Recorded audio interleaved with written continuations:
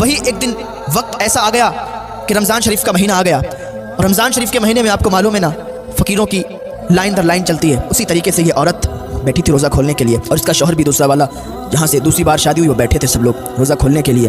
کیا دیکھا کہ ایک آواز آئی دروازے سے، ہے کوئی جو میری مدد کرے، میں فقیر ہوں، میں غریب ہوں، ہے کوئی انسان جو مجھے کچھ دے۔ اس عورت نے تھوڑا سا سامان لیا، پلیٹ میں رکھا اور چلنے لگی، تو اس کے شوہر نے نا اس کو روک لیا۔ کہاں جا رہی ہو؟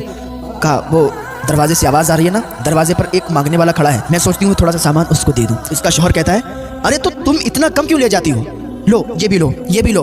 بہت زیادہ اس نے ایک پلیٹ میں بہت زیادہ سامان رکھ دیا اور کہنے لگا کہ جاؤ اب لے کے جاؤ، اور اس کو اور زیادہ کی ضرورت ہو تو اس کو اور زیادہ دینا، کیونکہ اگر اللہ نے ہمیں آج دیا ہے نا تو ہم اللہ کا شکر ادا کریں، کیونکہ ایک دن تھا کہ جب میں بہت غریب تھا، آج اللہ نے مجھے عطا کیا ہے تو میرا یہ حق بنتا ہے کہ اللہ کی راہ میں خرچ کروں، میرا یہ حق بنتا ہے کہ اللہ کی راہ میں صدقہ و خیرات کروں، غریبوں کی مدد کروں، امداد کروں۔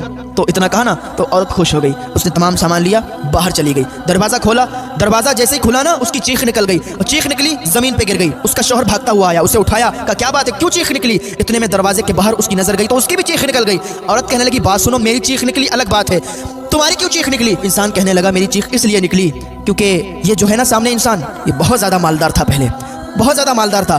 ایک دن میں اس کے دروازے پر گیا تھا مانگنے کے لیے، گیا تھا، میں نے سوال کیا تھا، اس نے میرے پیٹ پر لات مار دی تھی، جب اس نے میرے پیٹ پر لات ماری میں نے اللہ کا شکر ادا کیا، آگے چلا گیا، اور آج اللہ نے اسے یہ دن دکھایا کہ یہ میرے دروازے پر مانگنے آیا ہے اور مجھے اللہ تعالیٰ نے اتنے مالدار بنا دیا۔